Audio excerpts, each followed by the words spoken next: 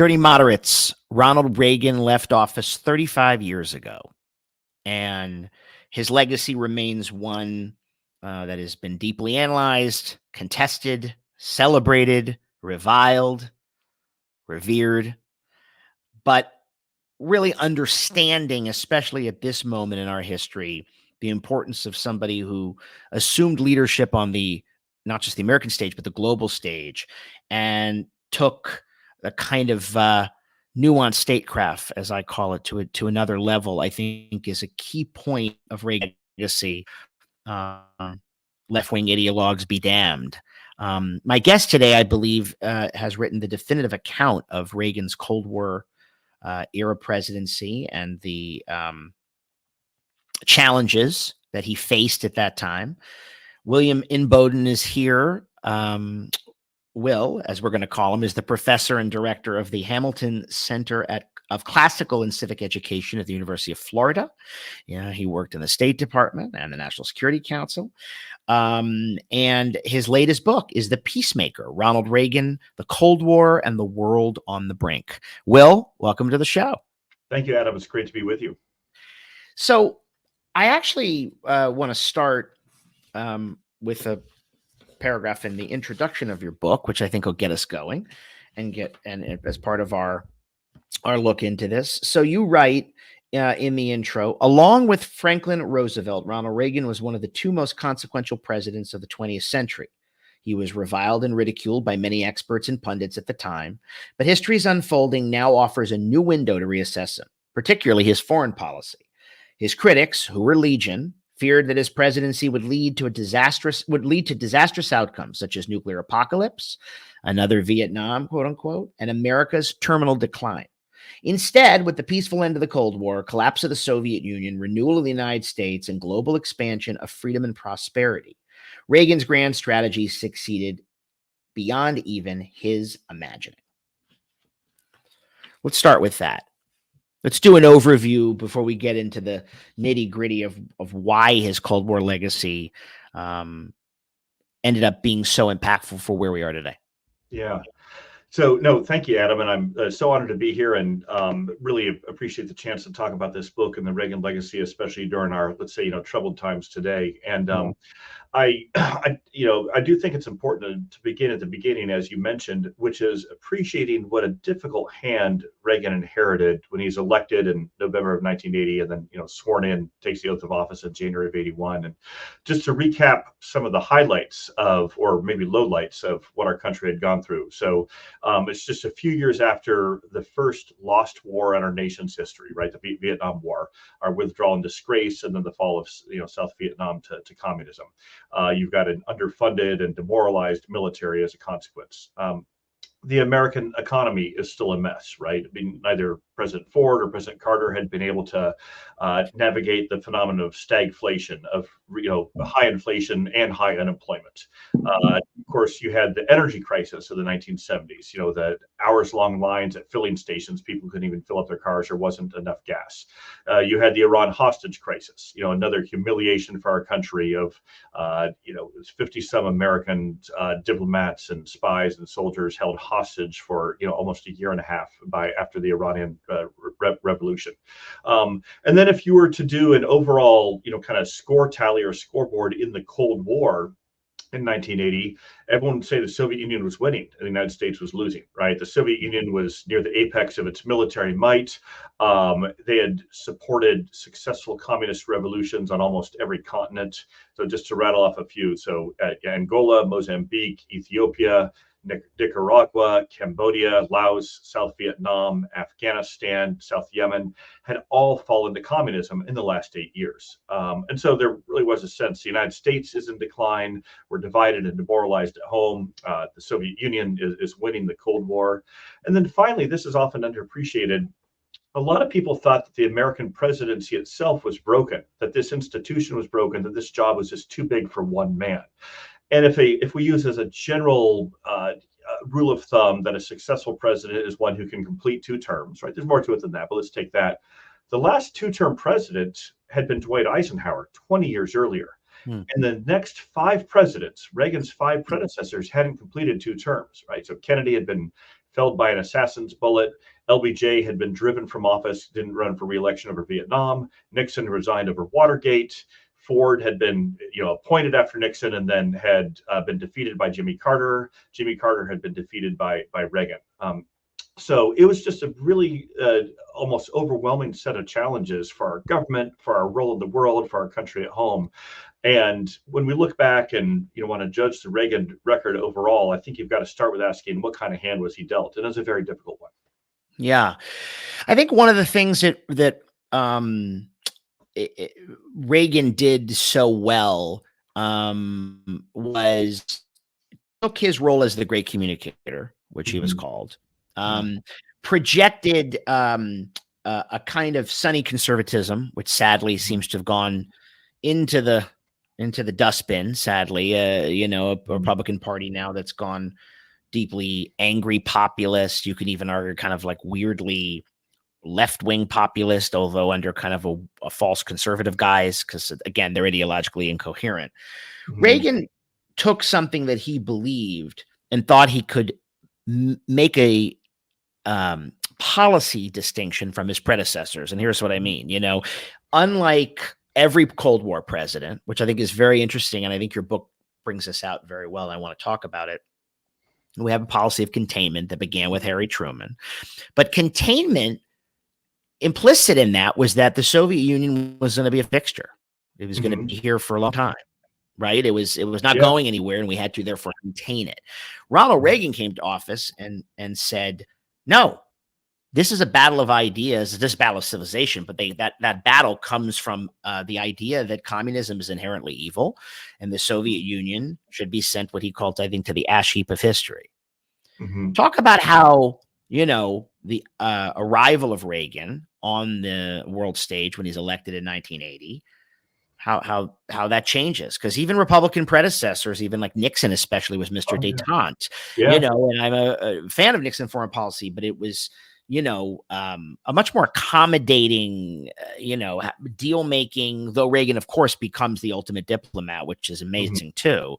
But explain that was a huge change in the way that our president would see the world. And I'm sure it, rankled experts and State Department types and all those people everywhere, Yeah, no, it really did. And again, you're right. This is a very important theme for the book. And the way I summarize it is Reagan had a very different theory of the case in the Cold War than all of his predecessors, right? So this is not a partisan comment. All of his predecessors, Democrats and Republicans, had more or less seen the Cold War the same way, which is that it's this great power rivalry, that great power just meaning a country with a large military and large economy. So the Soviet Union is a great power, it has those, and the United States, a great power, has those. So it's a great power rivalry that happens to be a contest of ideas. They're communist and we're democratic capitalist. But from that, every previous Cold War president had seen the Soviet Union as a rival to be contained. So you have to coexist with it. There's no possibility of it going away. It certainly can't be defeated, but we just want to contain its further expansion. And Reagan reverses that. Reagan has a very different theory of the case in the Cold War. He sees it as fundamentally a contest of ideas between, the free world, a free society, and communist totalitarianism. So he starts with that, framing it as a battle of ideas that happens to also be a great power contest. But from that, he believed that the Soviet Union was not a permanent fixture on the geopolitical landscape. That this was, even though the Soviet Union had been around for 6-7 decades at that point, most experts thought it'll be around for another century. Reagan didn't believe that. He thought that it was actually vulnerable and weak because it was built on these false and broken ideas. That is built on this house of lies, if you will. And looking back in hindsight, I think we can say that he gets that theory of the case right. And the results speak for themselves, but it's extremely controversial at the time.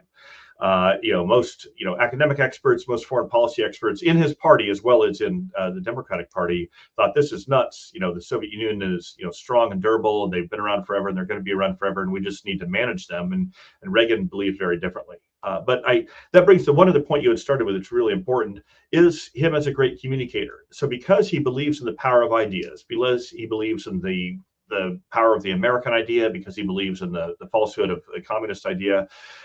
He wanted to communicate that to the American people in the world. And so he took the communication part of the job very seriously. He knew that if I'm going to ask the American people and our allies to support a very different, somewhat more risky strategy in the Cold War, I need to explain it to them. I need to bring them along. I need to put it in terms that they can understand, but also that they'll appreciate. And he treated the American people like adults. And so even though he could speak in pretty plain terms, he was still communicating some sophisticated ideas there. And as you said, underneath that was this strain of real optimism, right? One way to summarize it is Reagan believed in morning in America, and Trump's signature line is American carnage, right? I mean, it's just, these are very different beliefs about America and the values of our country. Yeah. I think also, especially for this generation or our current generation who seems to think history begins with them. It's a weird kind of narcissism that, that sort of decides what's good and what's bad. I think there's so much junk coming out of academia. It's outrageous.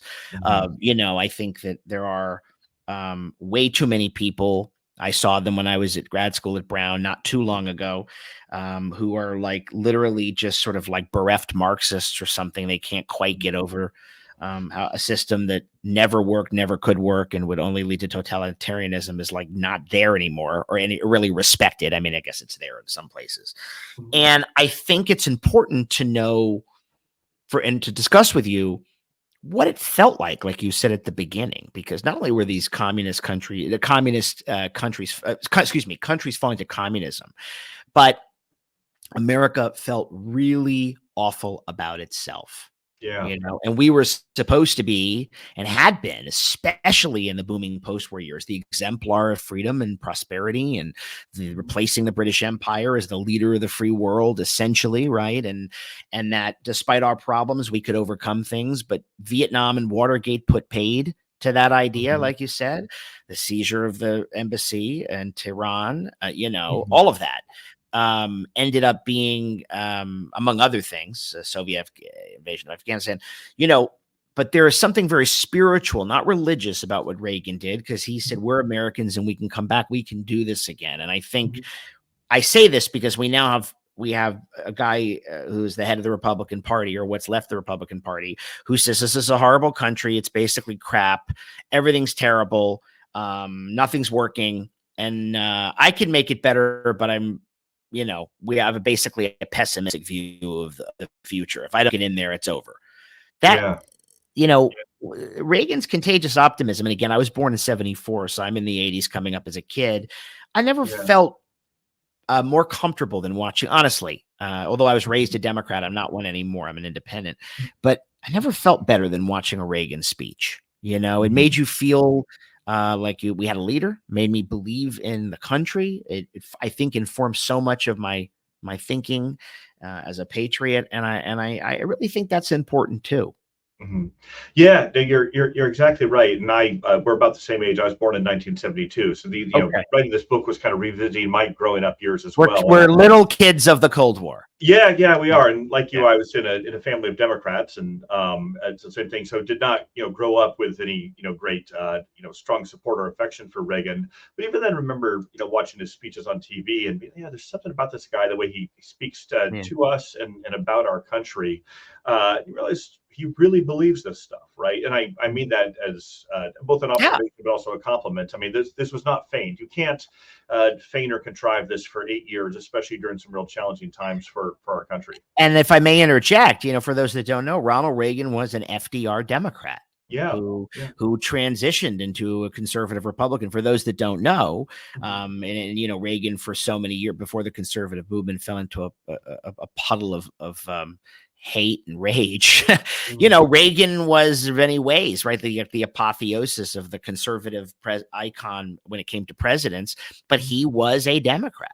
Yeah, and I'm glad you bring up the FDR Democrat part, because I believe the first vote he ever cast, for president was for FDR, and one source of Reagan's optimism was his sense of history. Remember, so his formative growing up years are during the Depression and World War II.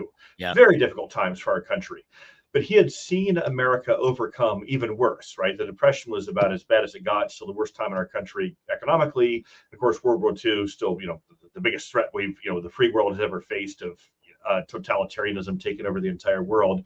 And so Reagan had seen America successfully overcome those challenges, be a part of leading the free world, overcoming the Depression, restoring prosperity, and leading the free world to victory in World War II. And he'd seen it done by a very inspiring, great communicator of a president in FDR. And so part of Reagan, the source of Reagan's optimism and communications priorities as president, 40, 50 years later, is his own sense of history. He knew, he often refers to our country has gotten through this stuff before. I believe in American ideals. I believe in the American system, not just as a set of abstractions, but as something that has succeeded in history before, and we can do it again. And so that's a key part of understanding how and why he felt optimistic. And again, as you said, with our current generation, one reason why that I'm a professor at University of Florida and like history is I want to give our students some hope. I wanted them to know our country has come through worse times before. We've gotten through hard times before. Don't lose faith in our country. Don't lose faith in our values because they have proven the test of time. That's right. It's a good segue for us because I want you to talk about in your book, though, how Reagan comes in. There's a lot of people in the establishment who's worried that he's sort of a cowboy with his finger on the trigger and that he's going to push us closer to nuclear war. But let's talk about this amazing journey, this trajectory where Reagan comes in, giving strong speeches against the Soviet Union using, you could argue, bellicose language, right? Yeah. Though Evil empire is pretty strong. Yeah. Pretty strong. Ash heap of history, building up missiles, his whole plan. But how the sort of Reagan national security apparatus and idea, right, becomes really a great diplomatic triumph, and how Reagan, does in many ways his own like Nixon goes to China thing, where he's able to really transform, the way that statecraft could be executed, from being somebody who could hold forth with your values, but also know, look, nobody wants to be blown up by a nuclear weapon. That's what mutually assured destruction was. Yeah. But also let's put our knee on the neck of the enemy while also hopefully liberating the enemy from this tyrannical system they live under. I mean, there's something amazing about those nuances. Can we talk about that? Yeah, sure. And for our listeners, if you remember nothing else from our discussion today, and I hope you remember a lot of stuff, remember this about Reagan's foreign policy is he combined pressure and outreach, right? That may sound simple, but that is the key to understanding everything that he was about. And some people only want to emphasize the pressure with him, and others only want to emphasize the outreach. But for him, he was very committed to negotiating, but he wanted to negotiate from a position of strength. And so that's why, especially in his first term, he focused on a dramatic military buildup, restoring our military strength, including expanding our nuclear arsenal, the rhetorical offensive, call the Soviet Union the evil empire, saying that it will end up on the ash heap of history, as you mentioned. The human rights offensive, more aggressively supporting Soviet dissidents and dissidents behind the Iron Curtain to put internal pressure on the Soviet regime, all of that. But the entire time, he's also doing outreach to the Kremlin saying, hey, I want to negotiate. We don't want a nuclear war. We want to come to a peaceful resolution of our differences. But for him, he wanted to negotiate from a position of strength so that the Soviets would be more induced to make concessions and to not think that they could gain advantage over the United States. And this even came to a point with his pressure on the Soviet system to produce a reformist leader, right? One reason why he recognized Gorbachev and embraced him as a reformer sooner than most other Americans, a lot were initially skeptical of him, is Reagan for several years had been pressuring the Soviet system saying, I hope they'll produce a reformist leader that I can negotiate with. Brezhnev, the original dictator, when he took office, was not a reformer, not interested in negotiations. Then came Andropov, then came Chernenko. Of course, Reagan has that. They died quickly, though. They were older people, and then Andropov and Khrushchenko, they were gone. Yeah, they each only lasted about a year in office. And Reagan had that great line at one point. A reporter asked him, "Why won't you negotiate with a Soviet leader?" And Reagan said, "Well, I want to, but they keep dying on me." You know, so, but it was true in the space of. Well, he had a great sense of humor. It's like after I think it's true. Right after Hinckley shot him, and he's, "Honey, I forgot to duck," he said to Nancy. Yeah. Right. Oh yeah, yeah. Always wisecracking, even when he's almost dying. And then when he was going on the operating table in the emergency room, and they're trying to dig the bullet out of him, and he's losing consciousness, but it still says to the doctors, "I hope you're all Republicans," right? So I mean, so anyway, but with those Soviet leaders who kept dying, even though he joked about it, it masked a deeper truth about the rot of the Soviet system, right? This system couldn't even produce a leader who could live more than a year, because there are all these geriatric dictators. Yeah. Part of Reagan's pressure on that system was, hey, I want this system to feel so much pressure to reform that they have to turn to a reformist leader, a younger generation who's willing to negotiate, who wants to reduce the risk of nuclear war and bring this Cold War to an end. And I'm not saying that Reagan doesn't dictate to Moscow, "Thou shalt produce Mikhail Gorbachev." That's a more complicated story than that. But because he'd been looking for a reformist leader, he recognized one in Gorbachev when he came along. He thought, finally, I've got a negotiating partner. And that's why it's a remarkable story of the relationship that they built.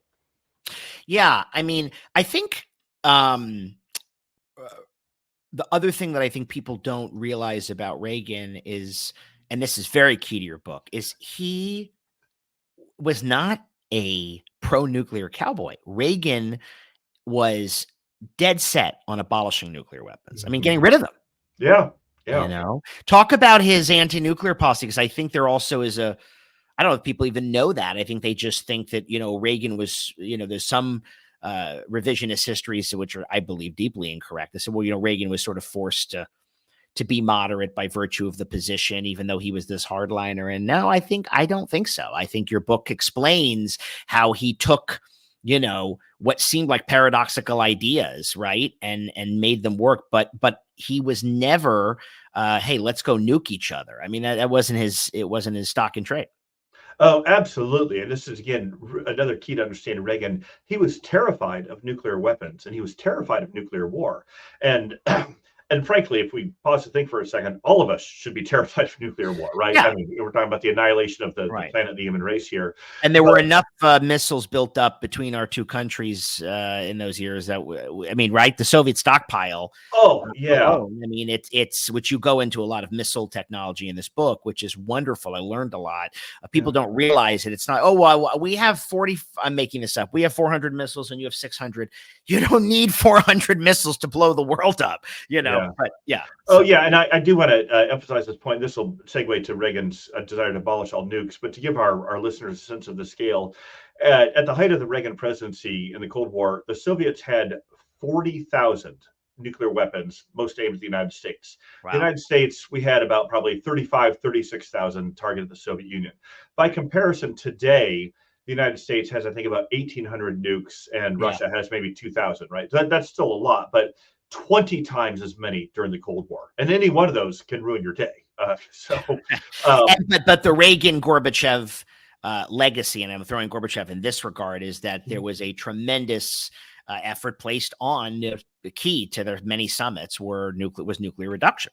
Yeah. And again, Reagan is terrified of nuclear war, and he also knows the possibility of an accident. What if the Soviets don't launch against us, but our radar malfunctions and says it did, and we could just, stumble into a nuclear war. And so he knew that the very presence of these weapons is really destabilizing.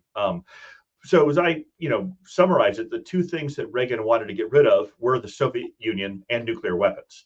And he tried to do both, right? He knew that nuclear weapons were a real threat, but he also saw the Soviet Union as a real threat. So that's why his negotiations with Gorbachev were about how can we get rid of these weapons, but also eliminate the Soviet system.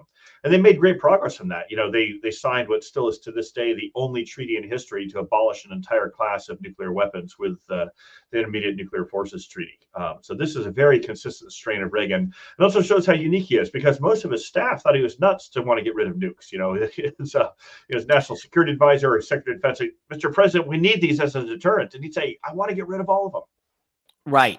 Talk also about, and just let's hit the rewind button for a second. The way the Nixon and Ford and Carter administrations and previous administrations were sort of committed to the START treaties, and that Reagan had great concerns about those arms control treaties. Talk what his, and I know there was among the right in the 1970s, growing opposition. And by the way, Scoop Jackson too, and Pat Moynihan, and they were like, those kind of Democrats, holdover Cold War Democrats.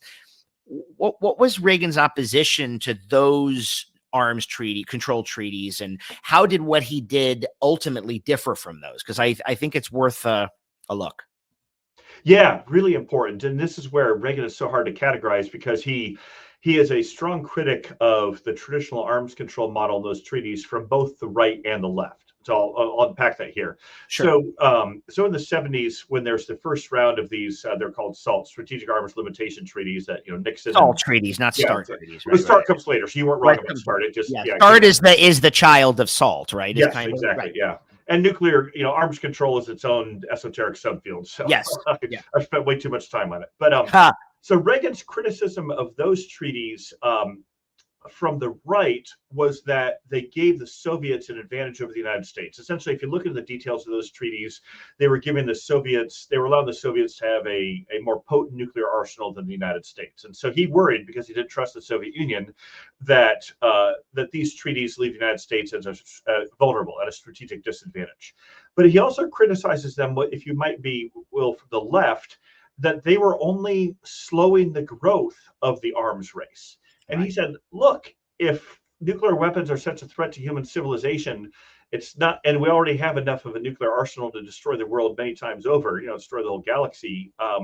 We're not making progress if we're only slowing the growth of it. And so he also said, if we're going to do real arms control, I want to significantly reduce our nuclear arsenals and eventually eliminate all of them. And so the sequencing is important. So when he comes into office, he first wants to, like I said, going back to pressure and outreach, he first wants to increase the strength of the American nuclear arsenal so it's a better deterrent against the Soviets, and will let the Soviets know, you won't win in a nuclear war.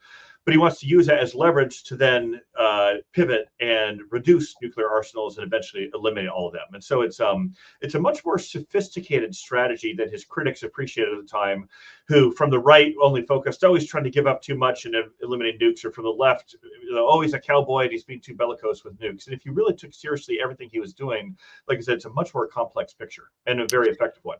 Yeah, I mean, I think what Reagan did in terms of his rankling of the establishment, and sort of scrambling of the ideological origins, if you will, of the Cold War, is that he was able to say, no, we're going to be tough and defeat this evil idea and sow their demise, but we're also going to make sure that we are diplomatically elegant and astute and do what is good for world peace. Yeah. And if you think about that as part of his legacy, I mean, first of all, trying to balance that, a lot of challenges inherent in that. But again, as I said earlier, and your book explains, that was new, but it also suggested, which I love, a kind of, let's call it dirty, moderate approach, right? Mm-hmm. Where you could, you weren't afraid of being dirty, but you knew you had to be moderate, because that's what civilization in terms of its survival depended upon.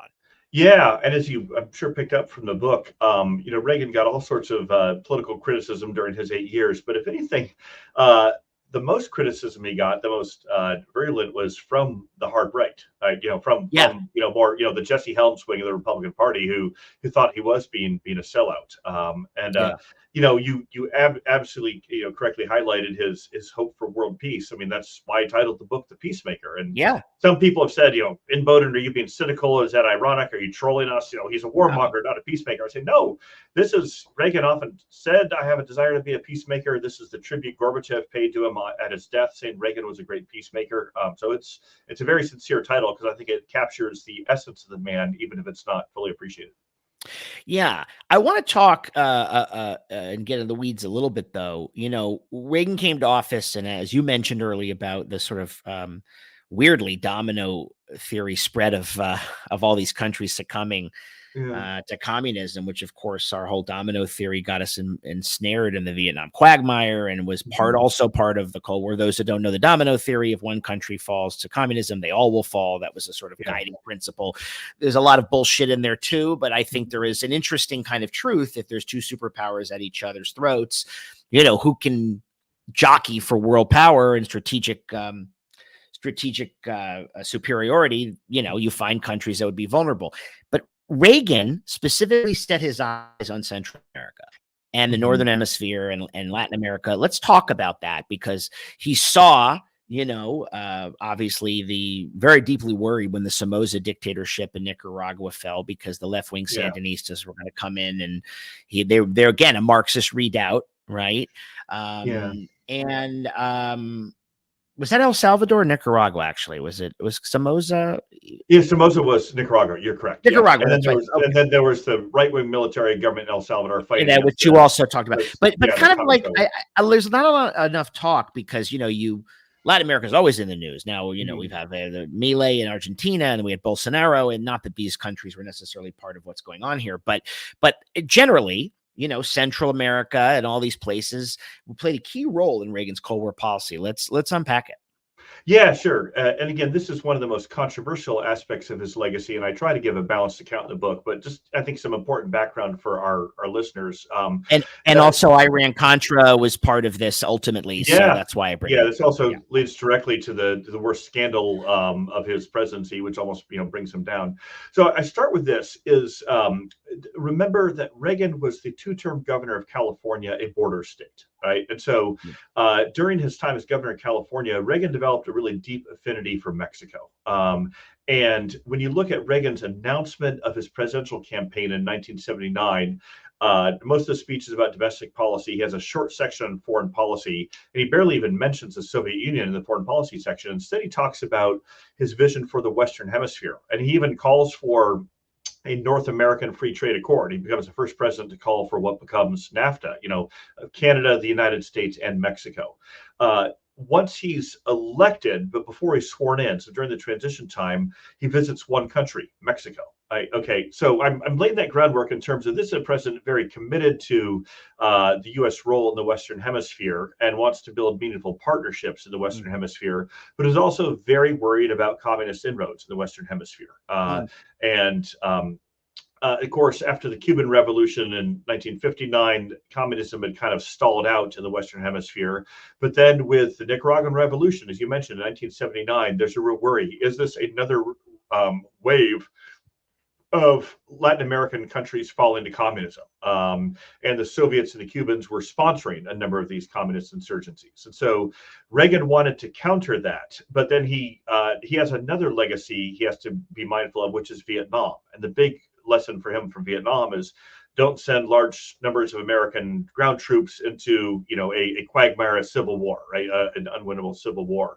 And so that's why he develops what becomes the Reagan doctrine of we won't send American troops to places. They may be seen as imperialistic. It may not be an effective fighting force, but let's support other governments or other forces who want to fight for their own freedom. And so it's I think a defensible, even an effective doctrine overall, but it sometimes meant some moral compromises, supporting some pretty unsavory and brutal either dictatorships or insurgent forces, and also meant he just stumbled into some a very problematic history of American intervention in the Western Hemisphere. And so there were no good options in Central America. I think it needs to be said, right? That's what's about foreign policy is rarely are there good choices. It's more like pick among your bad choices here. But for him, it started with being very concerned to prevent any further communist inroads in Central America. But there's also the more positive vision of how can we build a better partnership between the United States and our Southern Hemisphere neighbors through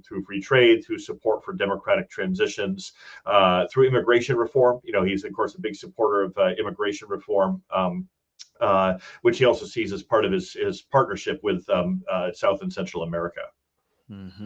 Well, it's, geopolitics. You're an expert, I'm not, but as a student of politics for many years, it's like the idea, though, and I even in retrospect, Iran Contra notwithstanding, that trying to sort of thwart, even if it meant weaponry or aid of the spread of communism in that area, had a value because if you sum up geopolitics, right? Yes, we don't want the governments who are satellites of the Soviet Union in power. And yes, that might mean that we are backing assholes, but let's put it bluntly, there are assholes. Yeah, So yeah, there's some like the Shah in Iran and Guatemala. yeah. I'm not suggesting I'm not here supporting coups. I'm Mhm. just saying though that, sometimes getting rid of, and I said this to you before the show, relates to Reagan's very forceful envoy, Jeane Kirkpatrick, in his first term at the United Nations, believing, and she wrote extensively about this in her own scholarly way, that,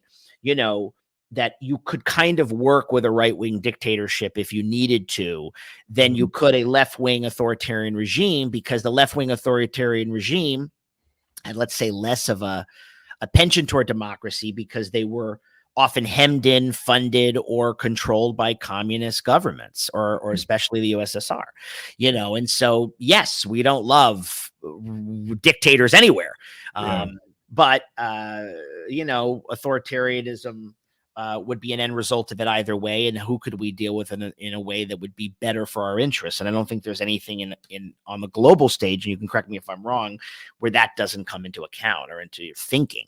I mean, there's no good option. So you take the least bad option. Sometimes there's a good option, but if it's two bad options, you're not going to go with the people who are supported and financed by your mortal enemy. I mean, that doesn't make any sense.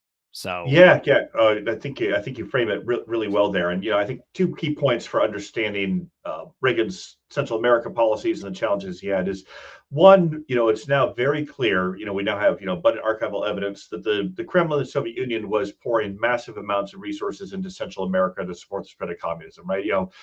For a couple of years, the Soviets were providing $1 billion a year in support for the Sandinistas in Nicaragua. The U.S. was giving maybe $50 million a year. So in that sense, Soviet efforts to control, take over, extend influence in Central America were real.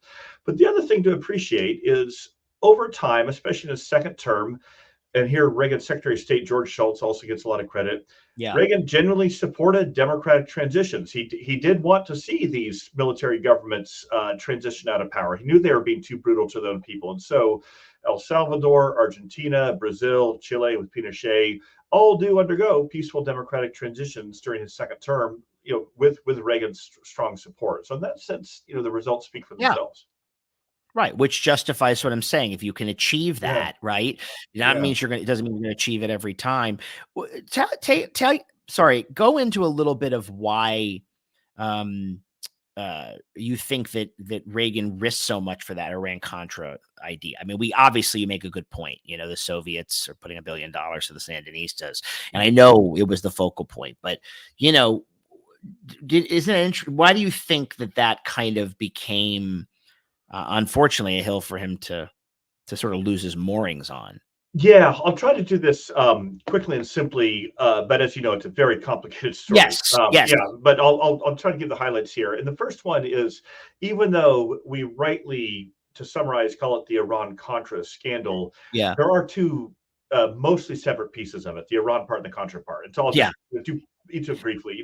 The Iran part is, Iranian-sponsored terrorist groups had taken a number of Americans hostage, primarily in Lebanon, but supported from Tehran. And Reagan was just very personally seized with the plight of the hostages, right? He met with their families. He's very empathetic on a personal level. He's just, horribly grieved at what the suffering they're going through. And he just thinks he wants to do anything to get them back. And he also, even though he's, overall a more assertive president, he was a negotiator, and he still had some hopes that even though Iran had become more militant and anti-American after the 1979 revolution, maybe we can bring Iran back into the fold. Maybe we can support some moderates there. And so that's why he, in violation of the law, authorizes selling arms to Iran in exchange for them releasing hostages. And it doesn't really work. They don't release many hostages, and even when they do, they take more. Right? It's just, it's a moral hazard. So it's a debacle, and he bears full responsibility for that. The other wrinkle is he wanted to support the anti-communist Contras in Nicaragua, fighting against the the Soviet-backed, communist dictatorship of the Sandinistas, and Congress had cut off funding for the Contras. They didn't think it was a worthy fight. And this is where I think the best evidence is that even though Reagan wanted to support the Contras, he was not very attentive to the details, and I don't think he knew that some of his staff were taking money from selling arms to Iran for the hostages and diverted it to the Contras. Now, Reagan ultimately is still responsible, right? Like Harry Truman said, for every president, the buck stop here. If you're the commander in chief, you're ultimately responsible. But Reagan, even though he wanted support for the Contras, I don't think he knew about those details, even though he ultimately bore responsibility. But then once the scandal breaks, you've got multiple laws broken against providing funding to the Contras, against selling arms to Iran. You have Reagan exposed as a president who didn't know some of the details of what was going on, and what he did know, he had made some bad decisions on, and he had lied to the American people about that too. And it's a real breach of trust, because over time, the great communicator, people thought he'll talk straight with us, I can trust this guy, and when they realized, well, he's been lying to us about this. And so there's the political crisis, but there's also the larger crisis of confidence. And so it's definitely the lowest point of his presidency. He very nearly gets impeached. It nearly brings him down. Nearly brings him down. Yeah. I wanted though to talk about something that Reagan did. Also, I think that it gave moral credibility to his way of thinking, was his support of dissidents. Yes.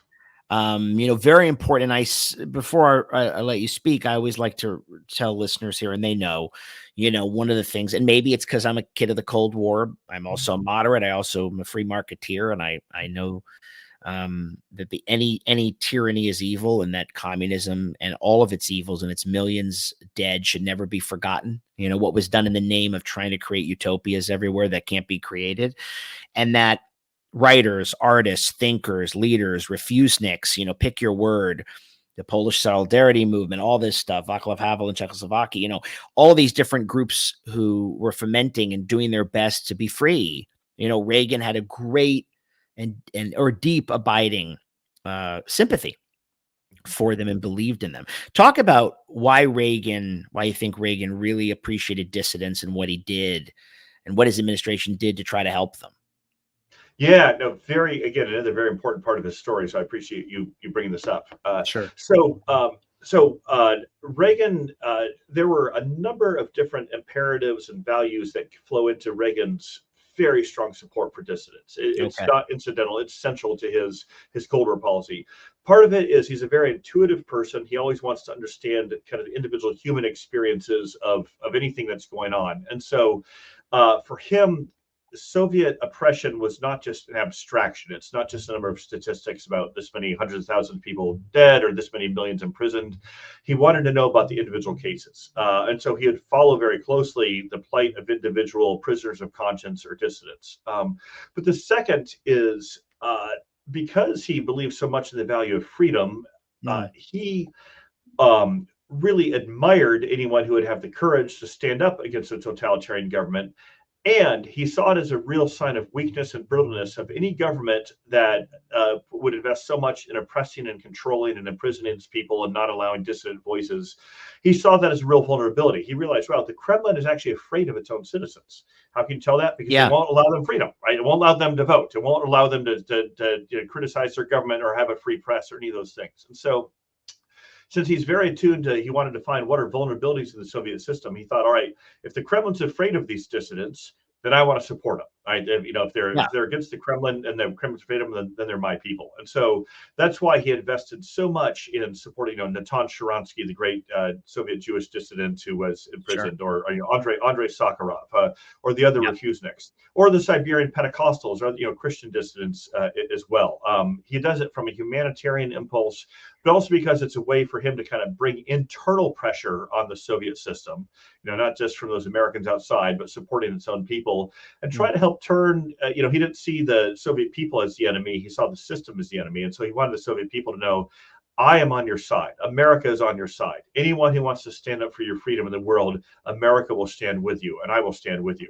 This drove the Soviets nuts. Whenever Reagan would meet with a Soviet leader, especially Gorbachev, he'd spend a lot of time saying, I want you to release these people from prison. I'll give you the names. I'll give you a list of the prisoners. And it's very embarrassing for Gorbachev because Gorbachev deep down knew this is not a healthy sign of a society that we're imprisoning some of our most dynamic, innovative, courageous people just because they criticize the government. Yeah, I mean, especially Soviet Jewry, and this moment we're in now. I mean, one of the things I remember so vividly, which is going to bring me to a Joe Biden thing in a second, but you had Kirkpatrick at the UN, you had Reagan's commitment to resettle Soviet refugees, stuff like that, and his commitment to Israel, that was all part of it. I mean, of course, as I've written about in my Substack, people forget the Soviet Union created essentially the PLO. So they were the chief backers. A lot of people, again, have no history. We can talk about today's crisis, but remember that, these two global powers, Soviet Union provided materiel to the Syrians and the Egyptians and the Jordanians at that time. And of course, backed Arafat and all that stuff. They were the part of the whole third world bloc, and Zionism is equals racism. It has deep roots in Soviet propaganda. In this, again, the civilizational battle. But I say all this to say that when you speak of the Reagan doctrine, especially the idea of we aren't going to do a Vietnam style quagmire and send our troops everywhere, but ideologically, morally, from an infrastructure perspective and what have you, we're going to support our cause. I think that with Ukraine and largely really to Israel, despite his crazy left, Biden has kind of emulated the Reagan doctrine in a lot of ways, in the best sense. Do you agree with that? Yeah, I do. And I'm certainly critical of Biden in a number of other ways, but absolutely on those issues, right? I mean, Ukraine, supporting, providing, weapons and economic aid to Ukraine is a page straight out of the Reagan doctrine playbook. I mean, it is supporting people who are fighting for their own freedom against Kremlin aggression, right? I mean, that's if you want to put it in one sentence. Sure. And I've been grieved to see the Republican Party not more supportive on that front too. It's certainly an abandonment of the Reagan legacy. When you see the Republican Party, kind of tilting back toward isolationism, and in many ways the darker, not even just a Robert Taft pre-World War II thing, but kind of a Father Coughlin-y dark. We're going to erect barriers like they're living in like this is 1890 or something crazy. What do you? I mean, again, you worked in the George W. Bush administration, right? Clearly, again, incredibly non-isolationist. True internationalist sometimes for the worse, but that was part of the idea. Being bold on the world stage. I mean, that Trump could come in and do that and sort of again throw away any remnant of the Reagan doctrine. Well, what do you attribute that to? What are your thoughts on that from a contemporary perspective? Yeah, again, I'm very disturbed by it. I'm very grieved by it. I've written and spoken a lot against this. I also step back and try to understand it, and I think it is part of some of the cycles of history. You mentioned some of these earlier antecedents. It does feel like a recurrence of a 1930s moment, or maybe a little later, some of the Taftite isolation. So in that sense, these aren't completely new strains. You had it in the early 1990s with the Pat Buchanan candidacy too, right? Almost explicitly anti-Semitic in his opposition to Israel, and then just a come home America mentality on the world stage. And so these things aren't completely new, but what has been new and disturbing is having a president and presidential candidate in Trump who exemplifies these and has helped spread these ideas. They're not off at the margins anymore. This was a concern Reagan had in his own day. I mean, one of his he had many great speeches, but one of my favorites is the boys of Point du Hoc, right? Sure. Peggy Noonan, the great Peggy Noonan. Yeah, Peggy Noonan, right? It's the 40th anniversary of the D-Day landings at Normandy. I still tear up every time I watch the video of it. Encourage all your listeners to. It's only about 15 minutes on YouTube. These were the boys of Point du Hoc. Yeah, that's right. So these are the men who freed the continent. A big part of the speech is World War II tribute, and that's powerful. But towards the end, Reagan brings it back to the present day context, and he talks about the importance of standing fast with our allies against tyranny, whether it was Nazi tyranny or now Soviet tyranny, and then even warns against isolationism. He said, "We've learned this hard truth from two world wars: the isolationism never was and never is, an effective response against tyranny. That we station our troops over here, we defend freedom over here, so that it doesn't get threatened at home. And so again, this goes back to him being a student of history, and he very much warned against these recurring trends, and he saw it in his own party some in the 1980s, and it's certainly back with us today. But that's where I hope Speaking we of can. great, yeah.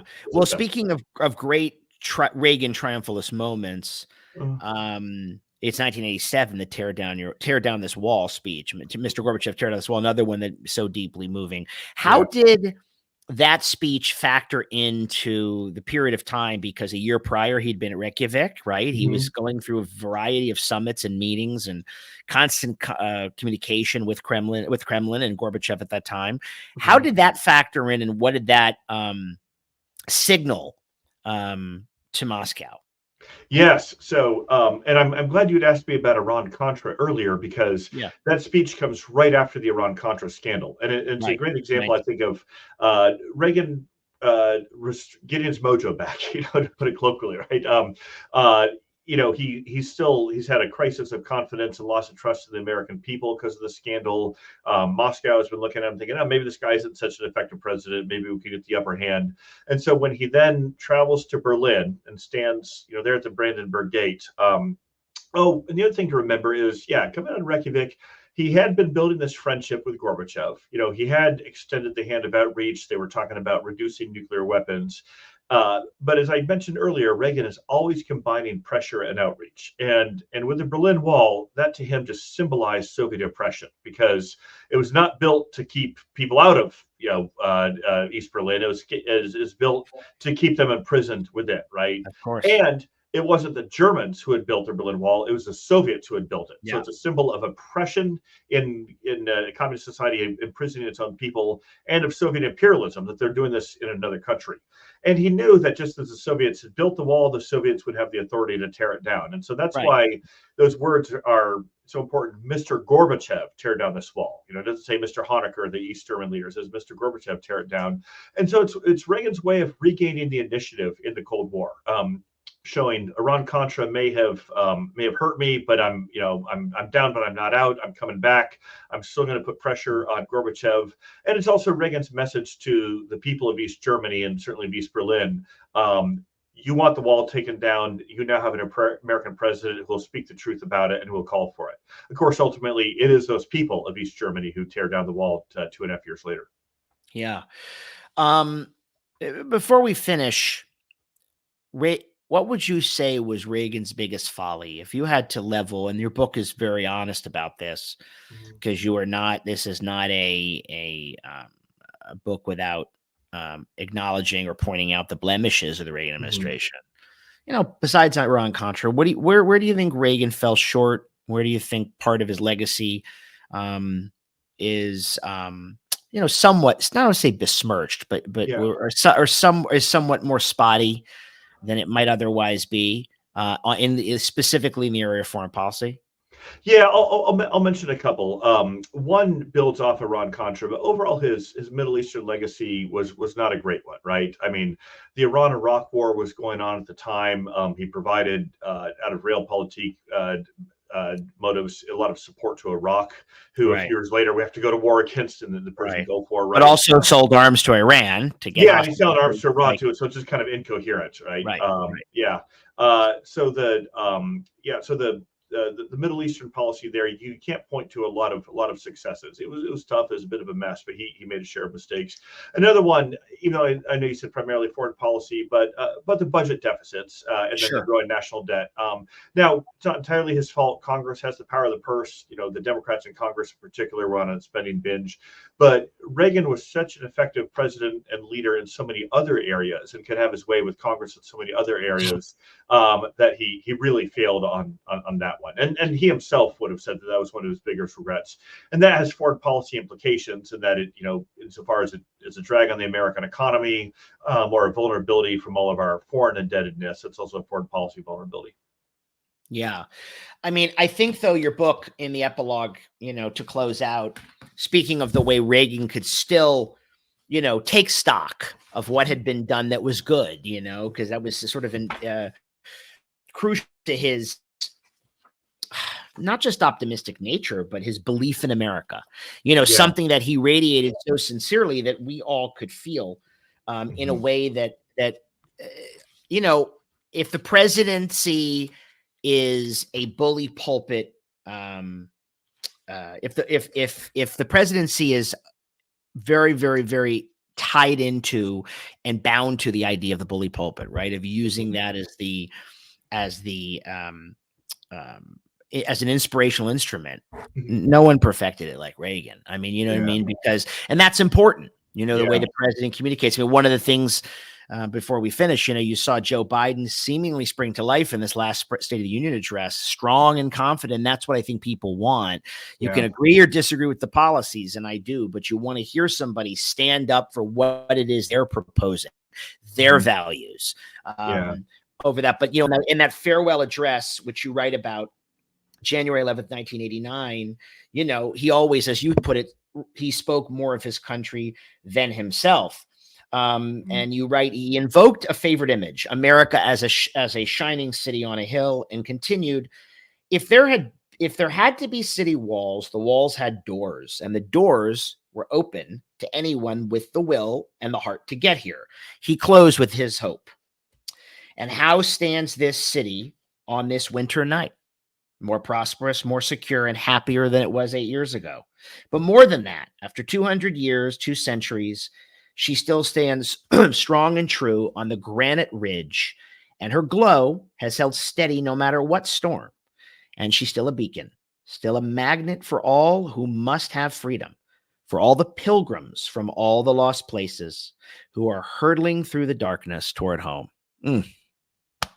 Amen. Tough not to get. I hope that everybody hears those words. It gets me choked up, when you see the evils of Trumpism and all the crap we're going through, and that's what we're fighting for. I normally don't get worked up like that, but man, that was good. It was good. Yeah. So those Peggy Noonan's words? Yeah, those were. Although I will say, Reagan had such a strong hand in his own speeches, and so he would work closely with speechwriters like her and Tony Dolan and other words. But a lot of it are his own words too. So he wasn't just reading a script someone else prepared. He was reading a script that he helped write himself. Yeah. So for all those hurtling toward darkness, toward home, God bless you, and please, may America continue to be the shining city on a hill. I still think it is. I know you do, and it's up to all of us. And this podcast is created as a pro-democracy outlet, and that's what we do here every day. So your book is a wonderful portal into that and why it matters and how the events have shaped us, and then some. The book is The Peacemaker, Ronald Reagan, the Cold War, and the World on the Brink. I know you go by Will, but your book name is William Inboden, and I want to thank you. Thank you so much for joining us. We'll have you back and talk more, and I'm excited to see what you do next. Well, thanks, Adam. I'm very grateful. Thank you. All right, folks, as always, stay dirty, stay moderate, stay safe.